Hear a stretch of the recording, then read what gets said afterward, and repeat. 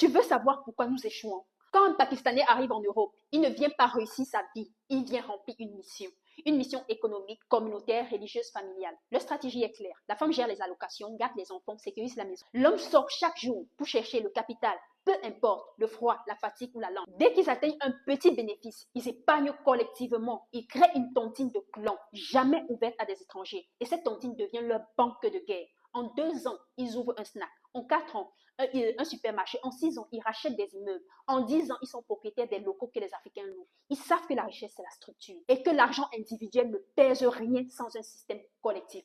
Notre drame à nous, nous confondons liberté et dispersion. L'Africain, dès qu'il met les pieds en Europe, croit qu'il a réussi. Il achète des baskets à 300 euros, un iPhone 15 Pro. Il publie ses stories sur TikTok. Il veut montrer qu'il vit, pas bâtir pour survivre. Pendant que le Pakistanais construit un entrepôt, nous on construit des égaux. Pendant qu'ils achètent des immeubles, nous on achète des vêtements. Pendant qu'ils s'allient, nous nous divisons. Notre problème n'est pas le racisme, les gars. Notre problème, c'est notre immaturité collective. On veut des droits sans les devoirs. On veut les résultats sans les sacrifices. Et quand on échoue, on accuse le système.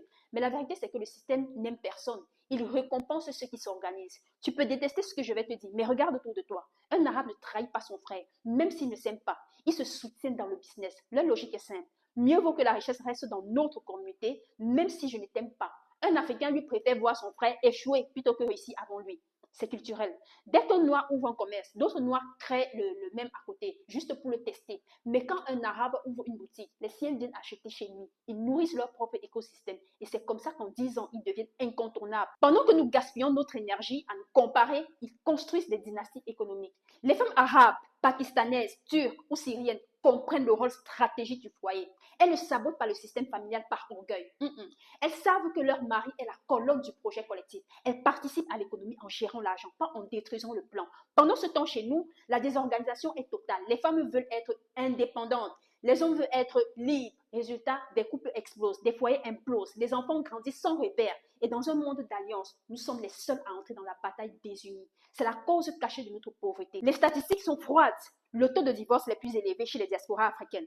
Le taux de collaboration est plus faible entre entrepreneurs noirs et les taux de capitalisation les plus bas dans nos communautés. Regarde bien, les Arabes ne font pas de bruit. Les Pakistanais ne s'exhibent pas. Ils bossent, ils s'organisent, ils observent dans l'ombre. Pendant ce temps, l'Africain parle, live Facebook, débat TikTok, conseils sans expérience, apparence sans substance. Mais dans les bilans comptables, ce sont les silencieux qui gagnent. Leur secret, pas d'exposition inutile, pas de guerre d'ego, pas de perte de temps, juste du travail communautaire structuré. Notre problème à nous les Africains, c'est qu'on travaille pour prouver, pas pour prospérer. Chaque achat devient une démonstration sociale. Chaque réussite devient un concours de vanité. Mais dans les quartiers européens, le vrai pouvoir ne se montre pas. Il se cache dans les baux commerciaux, dans les actes notariés, dans les circuits de distribution. Pendant que tu cherches la visibilité, eux, ils cherchent la rentabilité. Leur puissance repose sur un mot, le clan. Ils investissent entre eux, s'embauchent entre eux, se protègent entre eux. Un Libanais propriétaire d'un immeuble ne louera pas à un inconnu avant d'avoir proposé à un membre de sa communauté.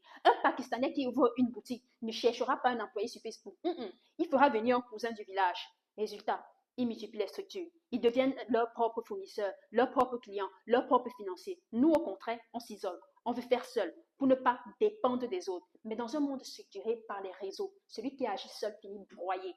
Tu veux savoir pourquoi nous échouons? Parce que nous portons en nous le poison du soupçon. Dès qu'un Africain voit un frère réussir, il pense à la sorcellerie, au vol, au favoritisme. Il ne demande jamais comment tu as fait, mais pourquoi toi et pas moi? Et ce virus détruit tout. La confiance, les synergies, les transmissions de savoir. Pendant ce temps, les autres communautés s'enseignent mutuellement les codes du succès. Chez eux, celui qui réussit devient une école. Chez nous, il devient une cible. Regarde Bruxelles, Paris, Lyon, Anvers. Partout où il y a de la marge, ils s'installent, ils coopèrent, ils s'étendent. Et le plus frappant, ils ont compris que le produit n'a pas besoin de leur culture. Ils vendent du manioc, du piment, du plantain, du poisson fumé, des produits africains à des Africains, mais sans les Africains.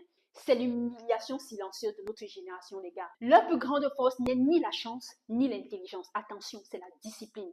Ils savent se lever tôt, tenir des comptes, respecter un plan. Ils savent attendre, ils savent différer le plaisir pour récolter plus tard. Pendant ce temps, chez nous, on cherche la gratification immédiate. On veut kiffer la life avant de la structurer. Nous confondons bonheur et distraction. Mais dans un monde économique, la discipline est une religion. Celui qui la maîtrise domine. Attention, je ne fais pas de reproche à quelqu'un, c'est une alarme. Parce qu'à ce rythme, d'ici 20 ans, les Africains en Europe ne posséderont plus rien, même pas les commerces dits africains. Nous serons des consommateurs éternels de nos propres produits. Le monde économique ne récompense pas les rêveurs, il récompense les bâtisseurs. Et les bâtisseurs ont un point commun, ils pensent en clan, pas en individu. Le secret n'est pas mystique, ce n'est pas le racisme, c'est la stratégie communautaire. Tant que l'Africain ne comprendra pas que la richesse est un projet collectif, tant qu'il préférera le paraître à la puissance, tant qu'il se battra contre ses frères au lieu de se battre contre le système, il restera pauvre, même avec un diplôme d'ingénieur. Pendant que nous dormons, d'autres planifient. Et pendant que nous prions pour le succès, d'autres le fabriquent chaque jour dans le silence.